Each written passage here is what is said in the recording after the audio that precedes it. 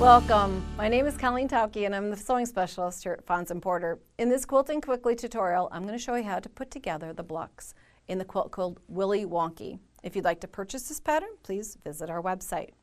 We're going to be working with pre-cut 10-inch squares, and whenever you get a set like this, you're probably going to want to run a lint roller over them, or you'll be wearing all of this or have it all over your house or your sewing room. So lint roller is a really good thing to pick up the excess lint off the edges. We're going to be cutting from these shapes that look like this, and we're going to go down through the entire block to make this kind of wonky 9-patch. The template set is available through Fons & Porter, and it has two different shapes. One is kind of somewhat of a parallelogram. The other is this kind of odd-shaped one too, but they'll give you different angles so that you can make kind of a wonky, tilted 9-patch kind of look. So there's two pieces in the set. You can in the pattern is also available with paper template, so you could trace these shapes onto template plastic, and then you could use the template plastic to lay on the blocks, draw on them, or drop a ruler over it and do rotary cutting that way. You can't actually rotary cut up against the template plastic, but it would give you the guidelines for creating the shapes. So from these two, I'll show you how to cut your wonky 9-patch. The assorted wonderful colors and these real modern prints makes a fun quilt like that. We're going to be pairing up two colors at a time to create this block you see here. And this one isn't trimmed yet either, so I'll show you how when we get to the very end we have to trim. But we have two fabrics, so we'll take the coral color and one of the light, and then we're going to go ahead and we'll do some cutting using our tool. So what we can do here, the fun part is about going through your stack of 10-inch squares and kind of pairing everything up. So you either have, some of them have a more muted contrast, some have a really strong contrast. And that, as a designer, the quilter, you get to decide the contrast that you like within your quilt. So what you do is choose one of the two in the first process, and you lay your tool on top of your 10-inch square. Now, it can go any place along here. It doesn't have to be measured at a certain spot. Each of the blocks is a little bit unique. Just keep in mind that you don't want to slide it too far to one side because you're going to have a lot of seams in that corner there. And the same here, you don't want to go too narrow or you would have a lot of seams really bulky into that corner. So just put it in the center, align the top and bottom using the wording on there kind of as your horizon line so that you know how to place it.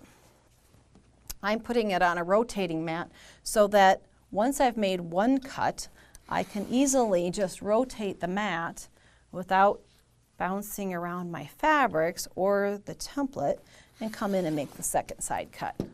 So now I've got that cut in that direction, and if I pull it apart just a little bit, you can see there's where my cuts are, but you'll want to keep yours assembled because we want to make the second cut. And you can use the same shape, or you can go to the second one if you really want to have some fun. Drop it in, again thinking about not getting too close to the corners and using the writing on there as your horizontal line to match it up to the outer edge. Cut one direction and then just rotate it. If you don't have a rotating mat, you can use a second mat, or if you've got a small one, you can just rotate the entire mat. But this creates a 9-patch that we can simply do a quick rearranging. So here I can put that to the bottom. This is shifting the outer corners to the bottom, like this, one here, and then all we have to do is go to the very center and plug it in and out like that. And you'll want to keep this arranged this way so that you know where you're headed when you get to your sewing machine. So this also works as a great way to keep it easy to transport to the sewing machine. You could use a design board or anything else too, or if you're sewing or cutting right next to your sewing machine. But you're going to be creating a row here, here, and here. So joining pieces together to make rows. I have some already assembled into rows. Now, when you're putting these together, realize that, I gotta think about my assembly here, which direction these were laid out.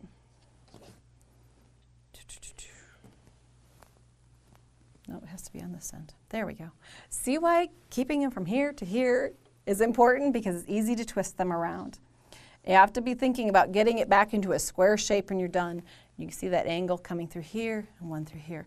Now, because seam allowances were not included in the cutting, things are going to shrink in and you're not going to have perfect matches here and here. You may have on the outer edge, but they're going to be off just a little bit, and that's okay. In the next section, you're going to be then joining these together, and if that little bit of stair step bothers you, simply take a straight edge, any ruler, come in and cut a straight line. Remember, this is a wonky 9 patches, okay? There's a little buffer included. So then you would just join those together to make your block. When you're done, you're going to notice, let me take this out of the way, that the intersections aren't perfect. Here, they're off just a little. This one slid to one side. That's the nature of this block. It's supposed to be a little bit more freeform, a little bit more fun. Now, when you get to this point, you need to have an 8.5 inch block. So you need to go in and trim this to 8.5. Now again, this is your choice of how far, one way or the other, you want to slide it, as long as you can get an 8.5 inch block. And unless your seam allowances are really, really large, you should easily be able to come in here at the 8.5 inch line, and it's on top of my block. So then I can just simply trim 2 sides at a time. If I had my rotating mat over here, I could do it that way too. Or I can just simply rotate top corner down. Here we go. Put it in. Get my 8.5 inch block. One side and then the other, and have the perfect 8.5 inch block ready to go. Now, all the blocks are going to, like I said, are going to come out a little different. So when you come block to block, you're not going to have perfect intersections. That's okay. That's the fun of the wonky, the Willy Wonky blocks. When you're done, you're going to want to lay out your quilt, because especially if you're using a fabric like the navy blue in here is very dominant, very heavy, you're going to want to intersperse those navy blue blocks and not have them all grouped together. So you're going to want to use a design wall or lay them out on the bed or someplace so that you can arrange the blocks into rows that is pleasing to you. If you'd like to see others of our video tutorials, please visit our website, and thanks for joining me today.